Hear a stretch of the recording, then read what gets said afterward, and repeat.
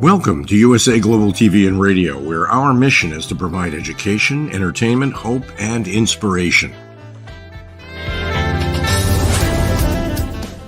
USA Global TV and Radio connects you with experts and audiences all around the world every single day to help you succeed in business and to live a richer life. Visit us at usaglobaltv.com to learn about career and life-changing training and mentoring programs like the Listening Mentor. Subscribe to our newsletter to stay informed about our special programs and offers. Discover how you can become a guest on one of our shows or a host or producer of a USA Global TV and Radio show of your very own. That's USA Global TV and Radio, where the doctor is always in.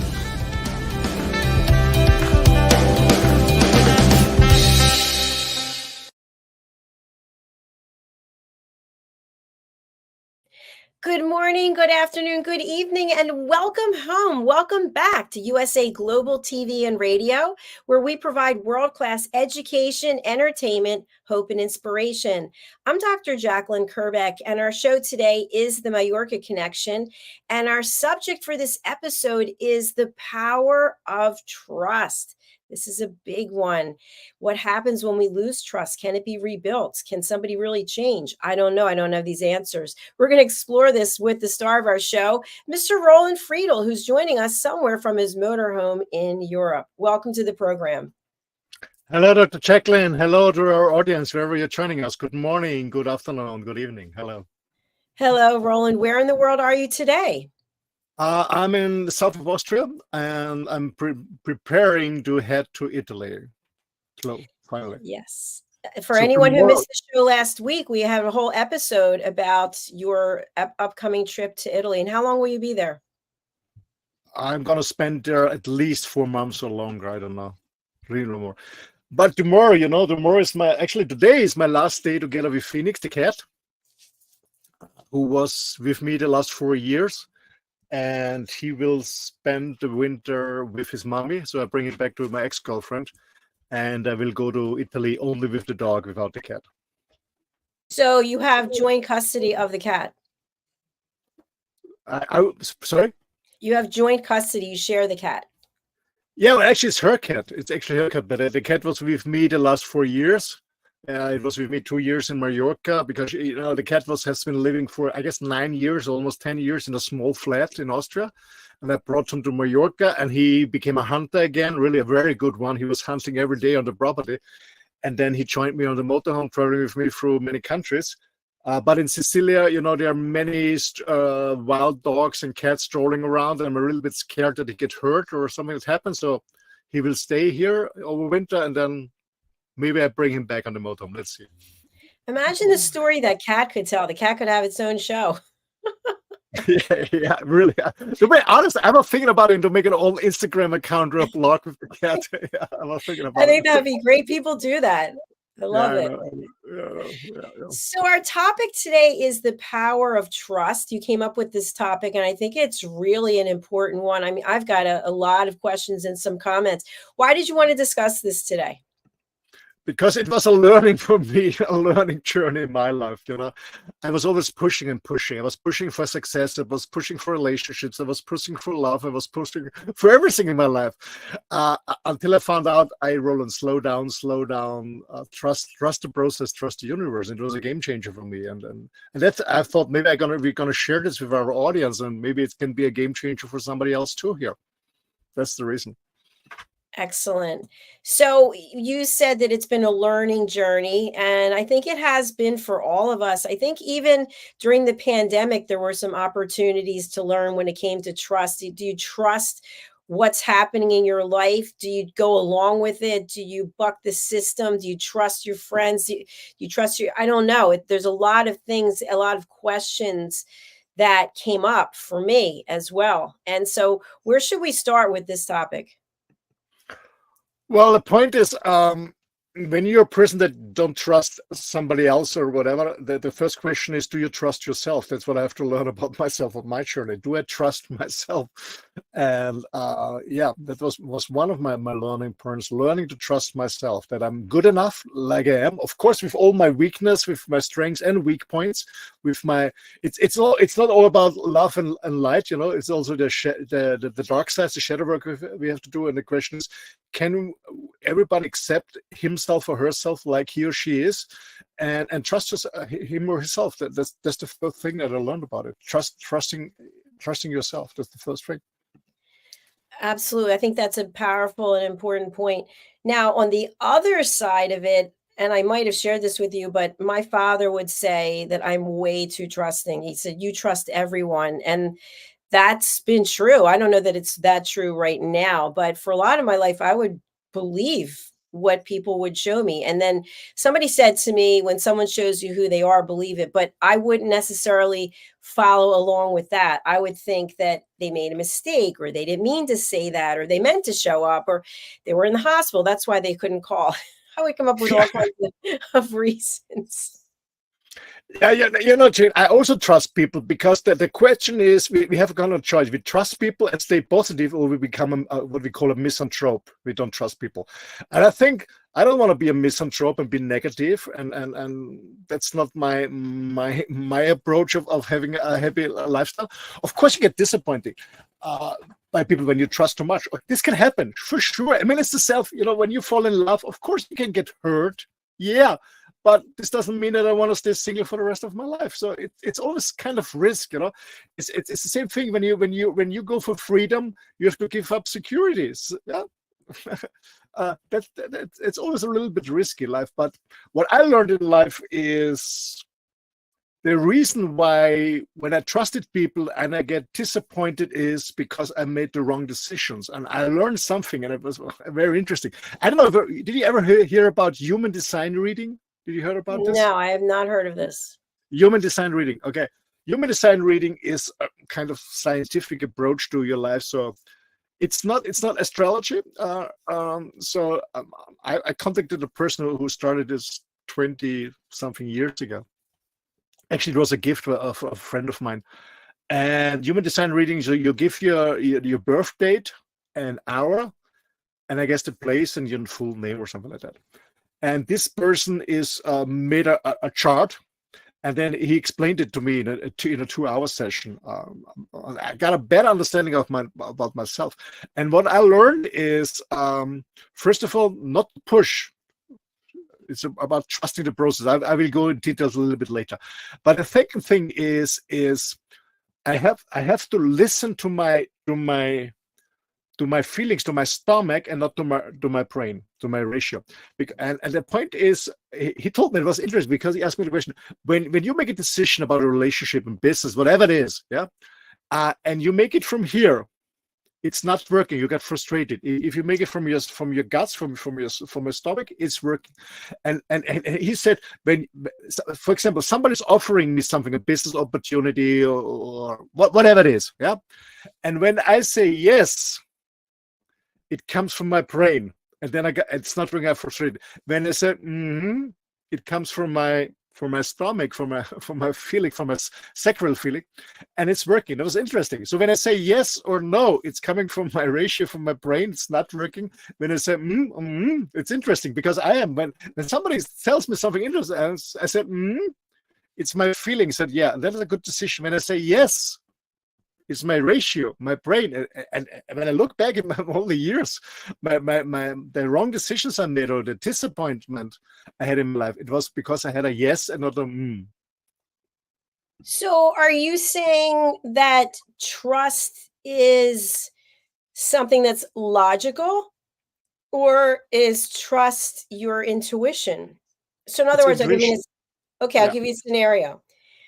Based on someone's background, based on their experience, let's say you're looking to hire someone and you look at their resume and they have everything you're looking for, and you speak with them and you believe that what they say is actually true. Now, you only have an hour maybe with this person, maybe bring them back a couple of times, maybe somebody else on your team meets with them, but you don't have a whole lifetime of getting to know them. So you have to make a decision about whether or not you hire them. So is that a logical decision based on what is being presented, what you're reading, or is that your gut saying, you know what, I think I can trust my gut. This guy, this girl's the one to hire? It's a combination. It's an interesting point because tomorrow I have a coaching client, a CEO. We're gonna talk about hiring people, and because you know what normally what headhunters does or HR managers does is they're always looking at the competences of a person, the competence and the certificates they have, and the grades they have. What a CEO does when he hires directly a person is he or she's looking on results.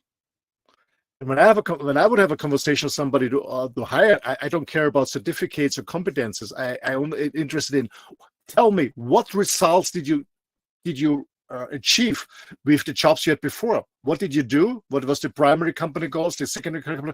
What was the issue? What was the starting point? What was the issue? How did you receive it?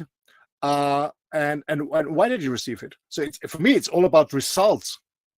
It's not performance. It's not about competence and certificates. Doesn't say anything. Yeah. A lot of people are very competent, but they don't get the power on the street.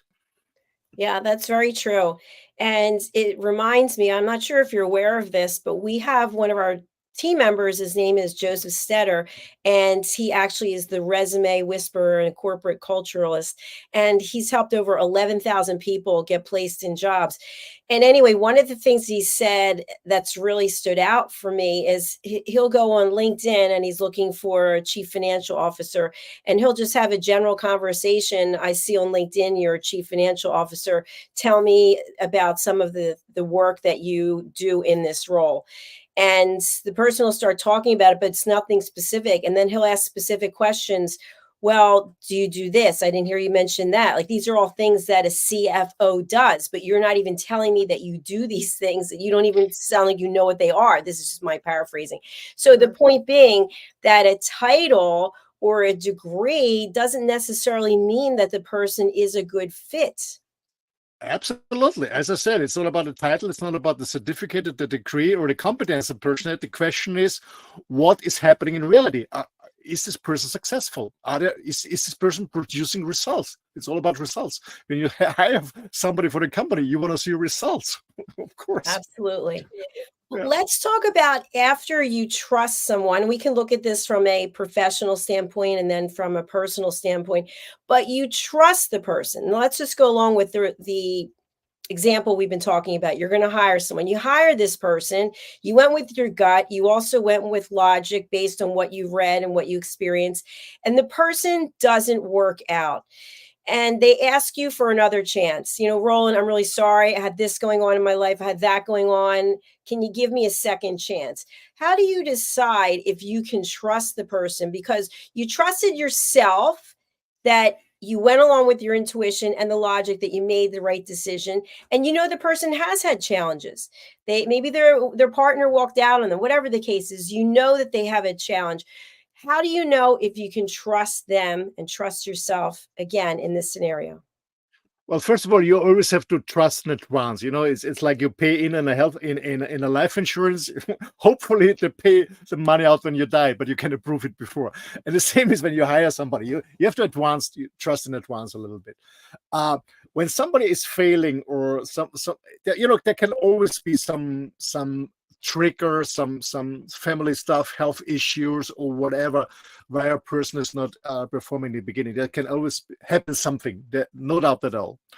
The point is how this person is approaching me. And I said, okay, I'm sorry for that, but it will never happen again, or I will try this and this and this. So for me, it's important when somebody has issues that I always tell this person, I understand you fully, but what can you do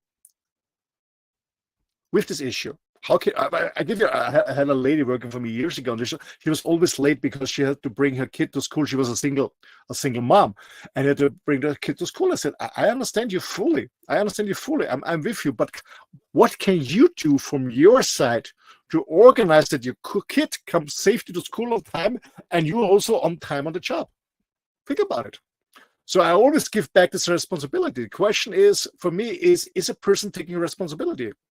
And when he or she does everything that is in her power, it's okay for me. Then I'm the last person to say, no, I'm not going to support you. But first of all, I always give responsibility back to this person and to figure out, yeah, always, because there's always a way to find a solution. But it's not me as a boss to find a solution. It's about the person who is working for me, first of all, to find a solution. And if he or she needs help, of course I'm helping. But I'm not a solution fixer. That's not my job. I like that. It is all about finding solutions. That's what I always feel. Things do come up, things change, things are out of our control. What is the solution? And then I think also, how does the person show up? In other words, are they coming to you literally crying, sobbing, moaning, complaining? Or are they coming to you and saying, listen, I messed up. You know what? You trusted me. You gave me this opportunity and I just dropped the ball. It doesn't really matter why, but here's how I'm going to pick it up and run down the field and present a plan that makes sense. And then I feel if someone came to me with a plan, as opposed to a lot of excuses, then I'm interested. Okay, great. Yeah. Let me hear, what is the plan? How can I help? Absolutely. That's what I mean by playing back the responsibilities. This person coming with a plan, with her action plan, I'm fine to support it. If there are excuses, I'm sorry. Yeah. Because we all have issues. We all have challenges. Everyone is facing challenges. The question is, how are we going to handle it? How are we going to sort it out? It's up to us. It's not the company's job or the politician's job or the boss job. We have to fix it. It's our problem. We have to fix our own problems. Absolutely. You know, one thing I have to say as the leader of this channel, this network, is that I had to learn technology. I was always interested in it, but I didn't know it like I know it today. And I found myself many times in the last 18 months getting frustrated because people can't follow the technology. They can't embrace the technology. And I realized that's my problem, that I feel that way. What can I do to help someone embrace technology? Because many times people are afraid, you know, they're afraid of doing something wrong, or even when it comes to a green screen, how many people have said that they're intimidated by it or the backgrounds that we use. So I had to find a way that I can bring value instead of being, well, if you don't do this, this, and this, then you can't be part of what we do, because that could push a lot of people away. So the point I'm making is that for the people who would come to me over and over again with the excuses after I would give them the coaching and the training, then I would think to myself, you know, I'm not going to judge, I'm going to continue to support, but this person is not coming across as looking for a solution. They're coming across as, I'm just going to sit here in my complaints and my excuses. And that doesn't work for me. Mm. Well, you know, a coin always has two sides. And what I learned as an entrepreneur is, first of all, I was very frustrated in the beginning because I always thought that the people are working for me, or I would prefer to say with me, they don't have the same mindset, because it's my business, it's not their business. So I always thought, okay, why don't they see it? Why don't they do it? That's what I learned. Okay, it's a different mindset. That's one thing. And the second thing is, I was always, the first thing, when somebody's not performing, I was always thinking about, is this person on the right place? Maybe he or she is in the wrong place. Maybe she can do within my company a different job, have a different task or something like that. Maybe it's better. It's a better fit for this person.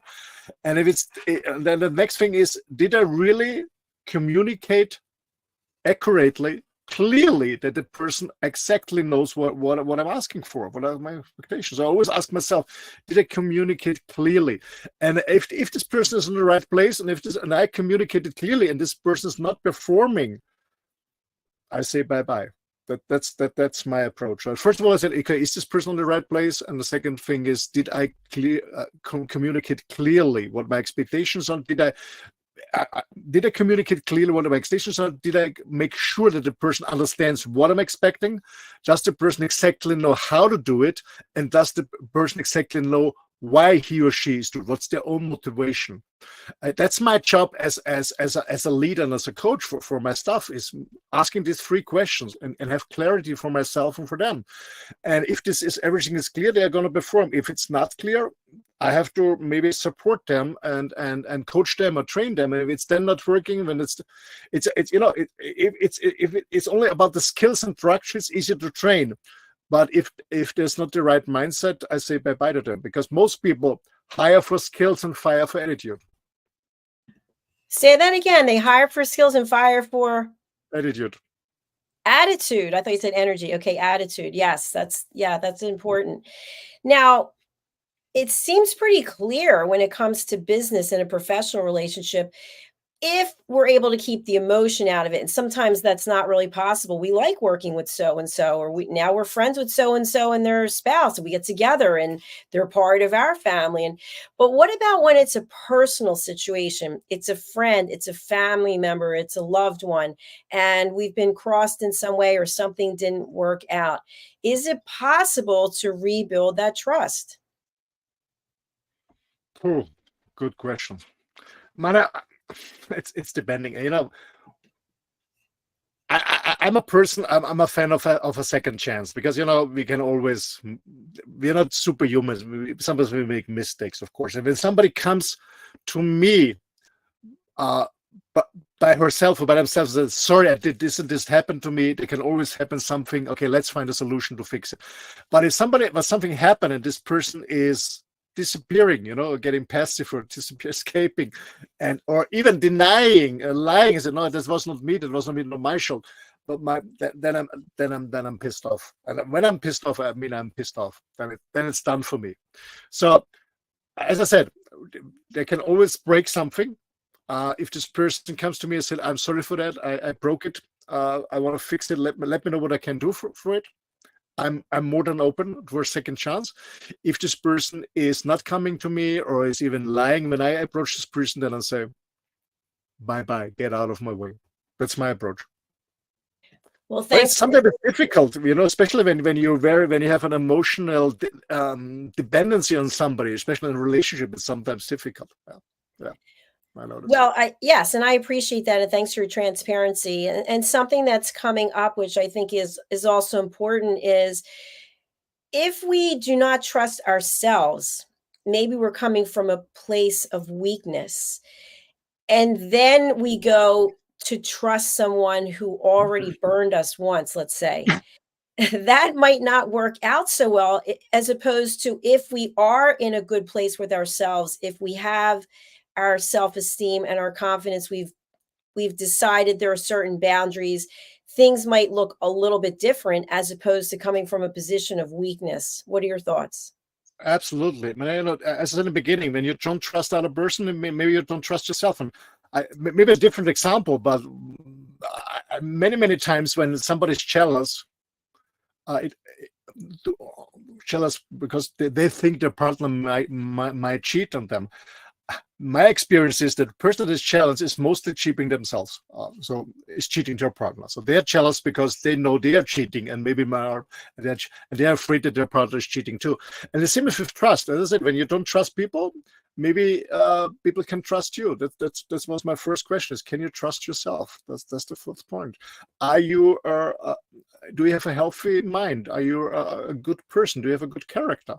And when you have a good character and you're a positive person, you trust other people. That's automatically, because we want to trust other people. And if you don't trust other people, maybe it means that other people can trust you. That was the starting point. Absolutely.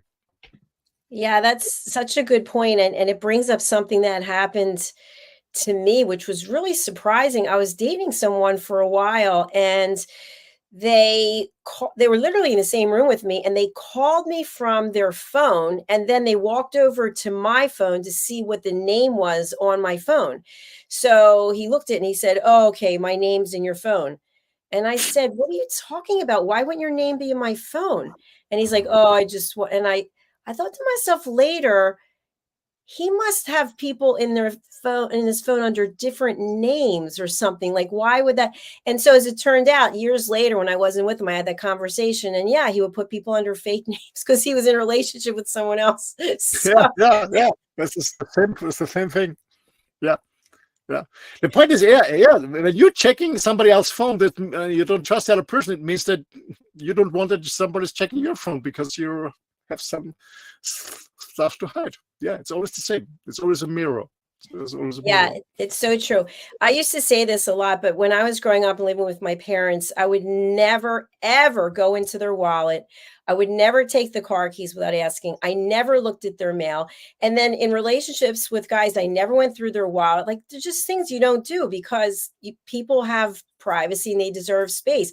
But yet I know other people who go through everything. They've got to see everything. They've got to go through everything. So much work.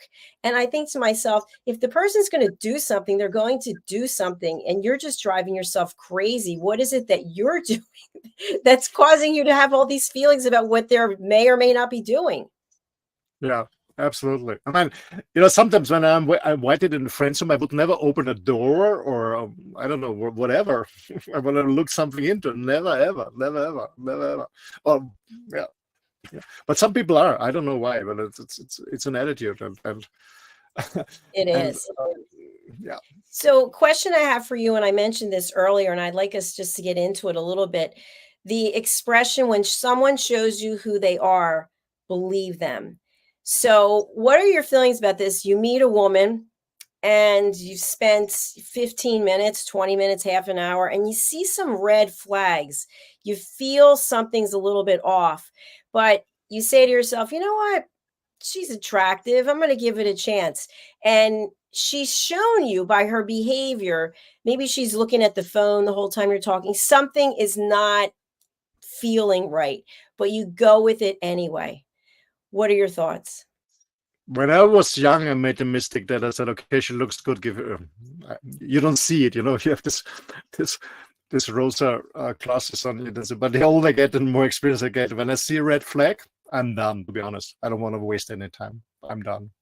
So how will I'm you done. address it? Like if she's sitting right there with you and she said, "Yeah, you're good looking. Let's get together. Why don't we get together next week and do this, that, or the other?" Do you say something direct, Yes. or my gut is not feeling it here right now? Well, no, you know, I don't like ghosting. What many people do, you know, they meet the first time and then hey, let's call, and they never show up again. They call it ghosting. I don't know. They say the same in the US. Mhm. I don't like it. No, I'm directly said, hey, I think we don't. There's not a good fit. Maybe another man is better for you. I don't have a good feeling. I said, thanks for meeting up, and all the best for the future. Bye bye. Now, I have to say, on the other end, hearing you say that, if you, let's say you were saying that to me, I think a couple of things. The first thing I think is, what a jerk. Why was he so direct? You know, what is it about me? Is it my hair? Is it like, what is it? But the other part of me says, okay, he just saved me a lot of time. Now, Yeah. here's a follow-up question. If the woman said to you, okay, and I think this is important, even in business. In fact, I just did this recently. Okay, Roland, it's so hypothetically, this is not a good fit. Can you tell me why? What is it that's not working for you? I think that's a fair question, but people shy away from it. They don't want to be honest about how it is they're feeling. They just know something's off, but they don't want to tell you, "Hey, I don't like your hair. I don't like your face. I don't like the way you smell." Whatever it might be. Okay, so when somebody's asking me for actually never ever a lady asked me for feedback when I stopped the conversation. But when somebody would ask me for feedback, can you tell me why? I would be honest, yeah, for sure, but not brutal honest, yeah, not brutal. I would never say to a lady that she doesn't look good or something like that. Yeah, I would never say this. Like I would just it's not a fit, you know. It's not a fit. But the point is.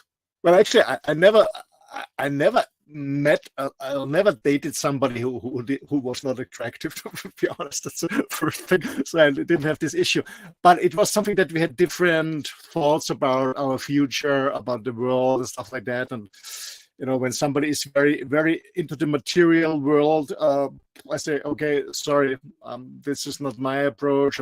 Actually, I was dating somebody, I don't know, she was 30 years younger than me, beautiful girl, beautiful looking, very nice. But I said, like, let's stay friends. I'm sorry, but yeah, there's 1.5 generation in between. So I tell them I'm not ghosting. I tell them, hey, if you want, we can stay friends. It's okay for me, but I don't want to go into a relationship because this and this. But I would never say because of how they look like. I would never say this. No, never. But Okay, I was never dating somebody who was not attractive. now how would it be on the receiving end? Has anyone ever said to you, and again, we're talking about trust. If somebody's really upfront and they said, Roland, I don't know, something just feels off, or I don't have time to see someone right now. How would you feel about getting the information on the other side? Well, first of all, the point is when two people meet, or also in business, when I feel uncomfortable, my experience is that the other person is feeling it too, but maybe he or she is not aware of it, or maybe he or she is aware but doesn't want to express it. But my experience is it's all about energy. It's all about energy. When I feel uncomfortable, I know that the other person feels uncomfortable too. Maybe it's unconsciously, but she does too, or he does too. And but what happened many times to me when I addressed my uncomfortable, so I pressed my emotion without making the other person responsible for it, because it's my emotion. Okay, what I feel, what many times happened is that people say, "Oh, I'm sorry, I was not aware about this. Sorry, I was just distracted because this and this happened. Sorry, I will be more with you. I will listen better to you, or be more present, or something like that." I said sorry for that. Or some people said, sorry, I cannot follow you. I cannot listen to you because my head is full of other stuff. Maybe we can do another meeting. So there's always this connection between people. This is my experience. So when I express, when we talk about dating, that I don't feel comfortable, I know that the other person doesn't feel comfortable too, but maybe she's not aware of it or focusing on another thing. But when you address it politely in a nicely way, the other person gets understanding and says, yeah, it's true. It's always vice versa. I agree, but I disagree. And I'll tell you why. Because sometimes, especially when we're younger, maybe we don't have as much experience in relationships as you and I have, we're in lust. We're just so darn attracted to the person. We're just crazy about the way they look. And even though there are all these red flags and it's saying, your gut's going, no, no, no, no, you think to yourself, yes, yes, yes. And so you're not actually completely present even. You're just in some la-la land in a dream world. Yeah, of course, because your hormones play crazy. They play rock and roll. Yeah, for sure. But in your guts, you feel it. It's not a good decision. You know it from the beginning. But you don't want to listen. You don't want to listen because you're in love, or you have these butterflies in your stomach, or your hormones play crazy. But you know it from the beginning. To be honest, we always know it from the beginning. Even when I was a teenager, I knew it from the beginning. Oh, fuck, this is not going to work. But she looks great. She looks attractive, or she has what you want to have, or whatever, and you go for it. And okay, no risk, no fun. But when I look back at all my relationship, I knew it from the beginning if it's going to work or not. To be honest. Yeah, I think that's a great point. And I think something else I really want to get our audience some information on, when we think about the power of trust, everything starts with the relationship and how we show up. And when we look at business and forming relationships, and if you think about networking, for example, networking can be in a lot of different ways. It's the same thing in a personal relationship. If you're pushing information at someone, oh, I do this, I do that, I do this, here's my information, here's my card, here's my number. It's a turnoff. You can't build that trust.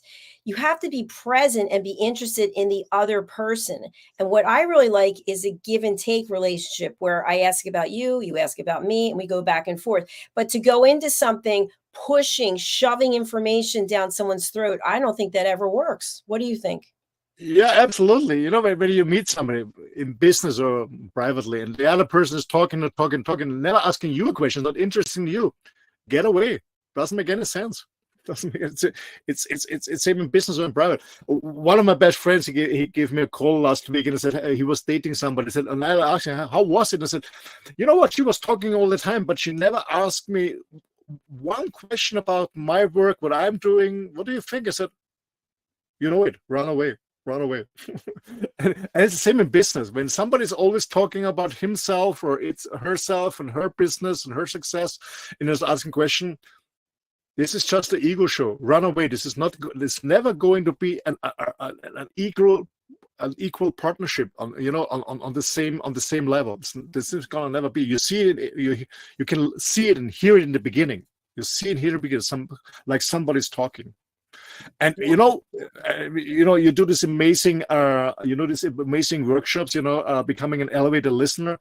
It's about listening. Does this person have listening skill? Meaning listen just to understand. It's not listening to give you an answer or giving you a solution, just listening to understand you. Has this person the skills to listen, to understand you, and really wants to understand you first before he or she wants to be understood? Then it's a good start. Actually, it's one of my on my business website. It says we want to understand you first before we want to be understood by you. So it's all about it's the same. When I meet somebody for business or private, is this person willing to understand who I am? And the same is vice versa. That's the beginning of a relationship in business or private.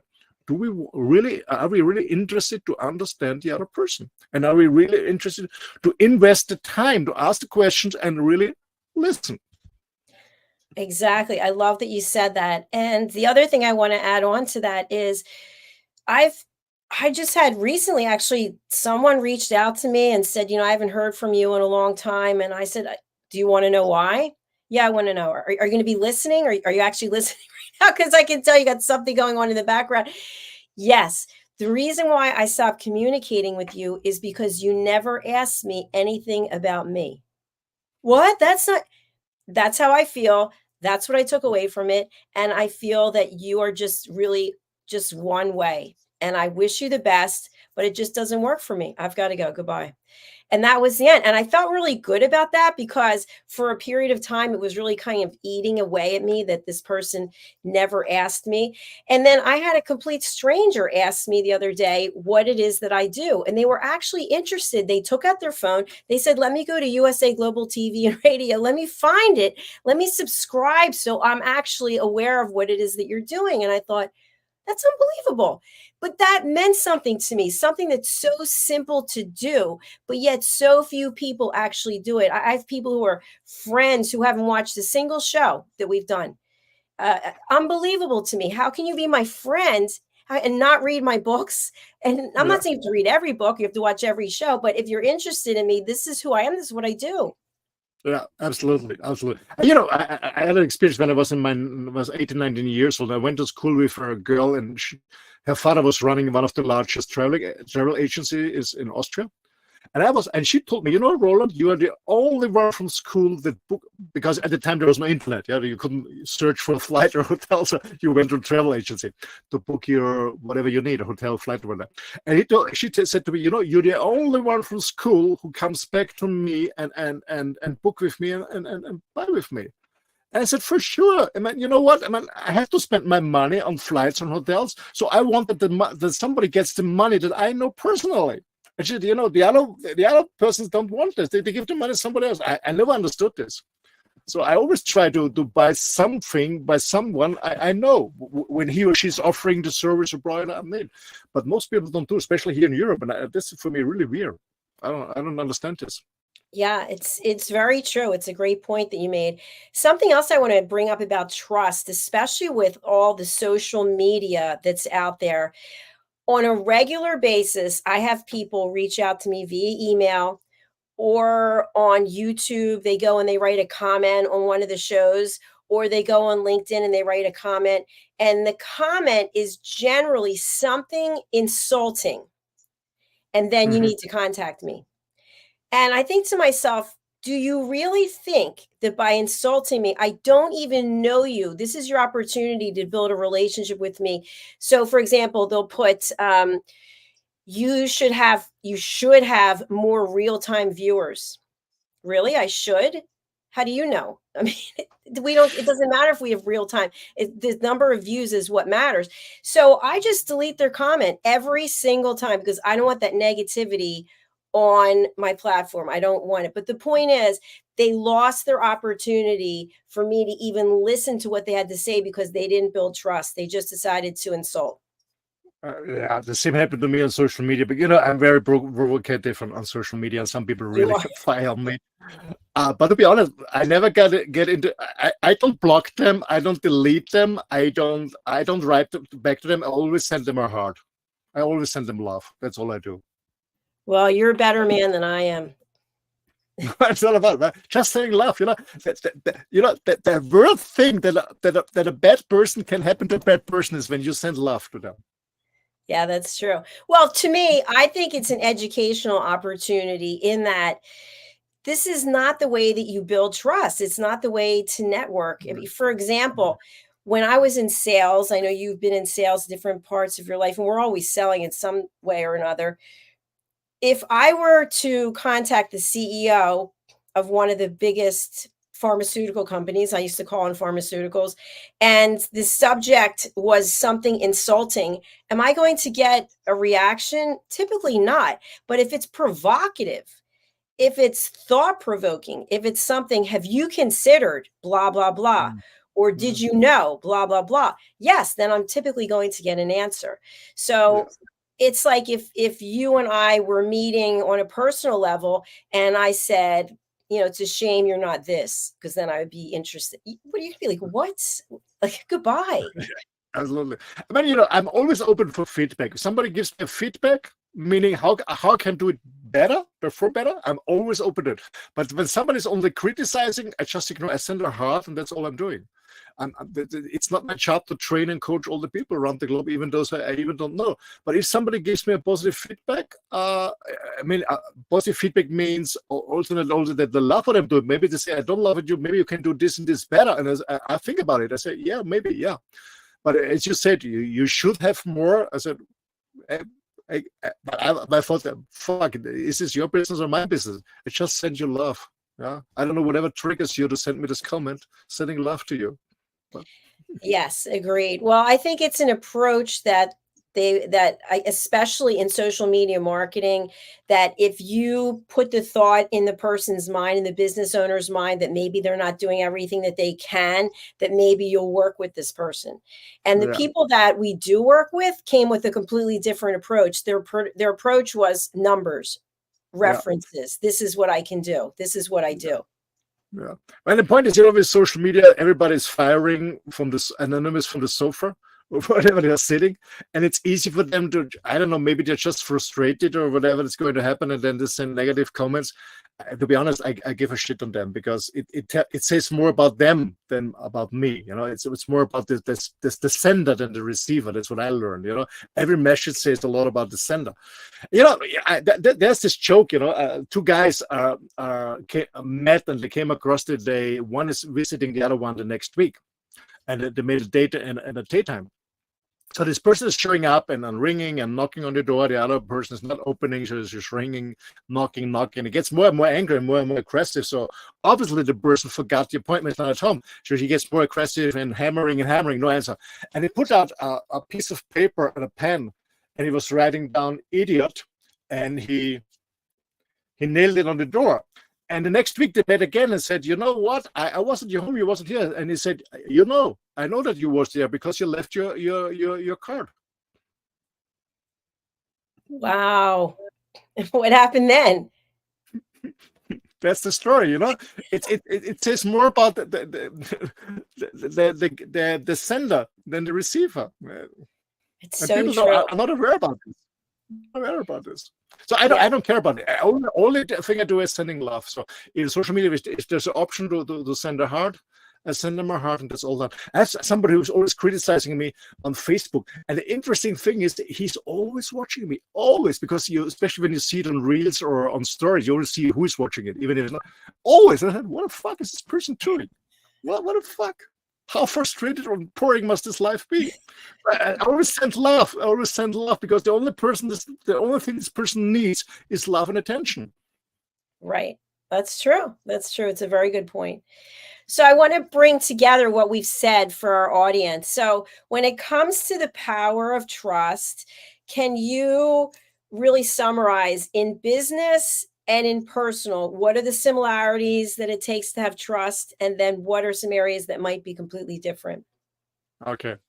So first of all, is ask yourself, if you don't trust somebody else, the question is, can somebody else trust you, or even are you trusting yourself? That's the first thing, to have a really deep look at yourself. What is your belief system? That's the first thing. Secondly is when it doesn't mean in business or privately, of course, we always have to put on trust in advance. Of course it is. We have to pay in. We never know what's going to happen.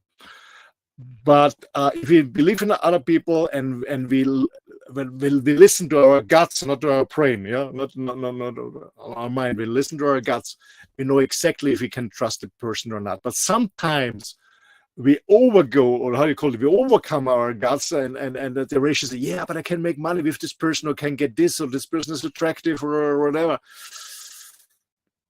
You know, the point is, you're lying to yourself. You know that it's not good, but you're hoping, or you're expecting that you gain something that is not for you, and then you fail, and then it's not the other person's fault. Maybe it's your fault, because you are pushing too much a goal, or too much to something that you want to receive that is not yours. That's my summary. That's a good summary.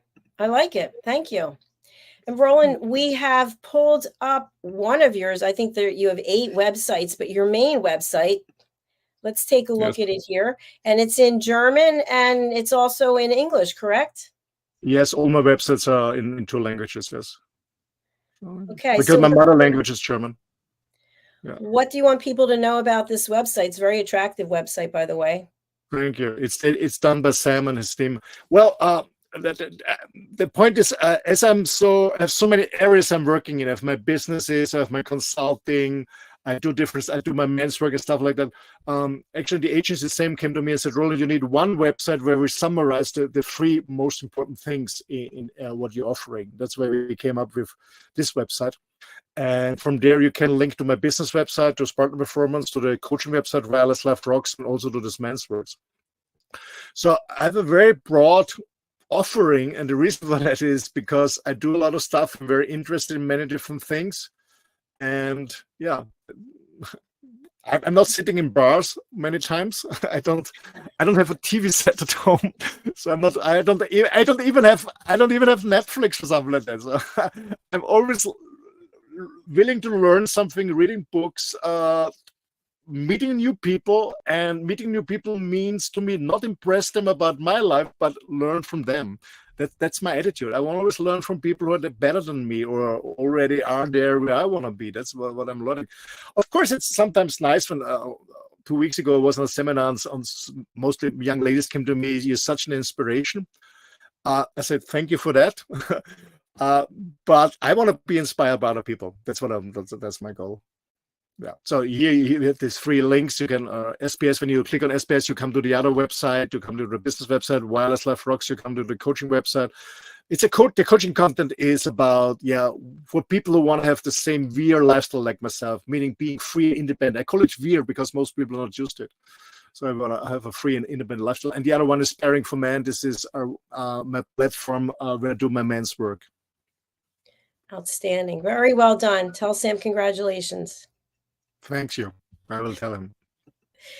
All right, Roland, that's our show for today. Another interesting conversation with you as always. Thank you. Yeah, it's an honor and a pleasure for me to be part of the USA Global TV radio family, because it's all about sharing and caring and connecting people. And as I said, I don't have a TV set, but I love to support this channel because it's totally different than the other. It's funny. Just a quick comment.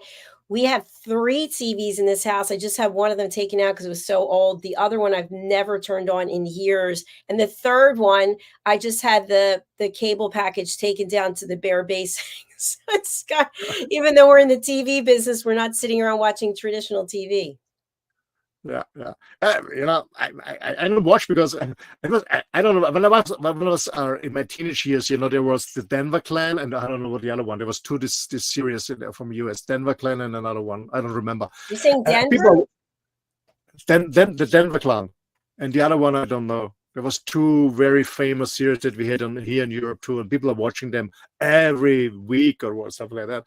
And I said, I never understood it. Why are you watching other people's life? First of all, it's not real. It's a show. Oh, the one like Shark Tank. Sorry? Something. Yes, it's something Den. It's oh, I forget. Dragon's Den. Yeah, something like that. And it was funny because today I had a lunch with my auntie, and she was telling me about a film she saw last night on TV, and she told me like it was real. And I said, hey, it's a movie. Yeah, he did this, did it. So people are so engaged in the stuff, and I always say, what I learned is be less impressed but more engaged. And I said, okay, that's why I never watch stuff like that, because I don't want to watch other people's life. I want to design my own life and stuff like that. And then, yeah. Yeah, no, that's good. That's important, and you're doing it. So you're leaving. The next time we see you next week, you'll be in Italy. Oh, I don't know. Hopefully, yes. But I will, to be honest, I always drive very slowly. I want to see some friends on the way, and I have a clear route where I want to go, but I have no timetable, so I don't know how long it takes me, how long I'm gonna stay, and I'm free on my time frame, but I know exactly where I want to go. So let's see. Maybe in Italy, maybe still in Austria, maybe somewhere in between. I don't know. Maybe in Slovenia or something. I don't know. Well, that's very nice. Well, wherever you are, stay safe driving. And thank you so much. Yeah, thank you. We'll look forward to seeing you again next week. Bye-bye, JACALYN. Goodbye to audience. Thanks for listening. Bye. Bye. Thank you. Thank you, everyone. Whether you're watching or listening on the live or the replay, we really do appreciate you. Please go over to our YouTube channel, which is USA Global TV and Radio, and subscribe so that you can be aware of all of our programming. We have 42 different shows, and we offer you the opportunity to come and share your story here at USA Global TV and Radio. Go to usaglobaltv.com/book your session. Okay, let's hear from some of our sponsors, and we'll be back with our next show. Bye for now. USA Global TV and Radio, in partnership with Dr. JACALYN LLC, present Amazon #1 best-selling author, Dr. JACALYN KERBECK. Dr. JACALYN KERBECK is a certified life, career, and executive coach who teaches people how to listen at an elevated level through her courses and her books. Dr. KERBECK teaches her clients how to open their hearts and express themselves through their creative genius. In her children's book series, The Amazing Adventures of Lady Ella, the listening mentor, Dr. KERBECK teaches children and their families how to listen at an elevated level. Dr. KERBECK has worked with clients across the world to guide them in how to express themselves and communicate at a highly effective level. Join our team of elevated listeners so you can listen without judgment, without providing a solution, without interruption, and without stealing the stage. To order your books today, go to drjacalyn.com or Amazon.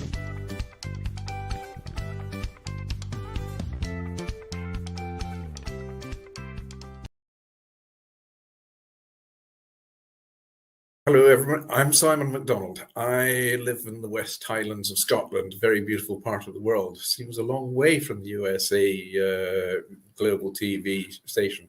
But remember, USA Global TV is worldwide. It's a fantastic platform. And every Wednesday, I come along here as part of the show of the United Kingdom, News and Culture. And it's just like a family reunion each time. It's one of these amazing stations that has such a beautiful, friendly, and intelligent atmosphere as well. And we reach out to an audience in the most unimaginable places. And I came here, I don't know, must be over a year ago now. I was introduced by Dr. Philip Chan, and I met Ian Plum-Turner and Helena Chard, who are co-presenters on the show. And then Diane Floyd-Bem came along as well. And I mean, the five of us, Dr. JACALYN, of course, who is our host and our mentor, has just made this show work so well. Tremendous people, lovely time we have, and we impart a lot of information, a lot of knowledge. Nothing's rehearsed. It's all done off the cuff, and it all just gels, and we get great feedback from people coming back and saying how they're enjoying the show.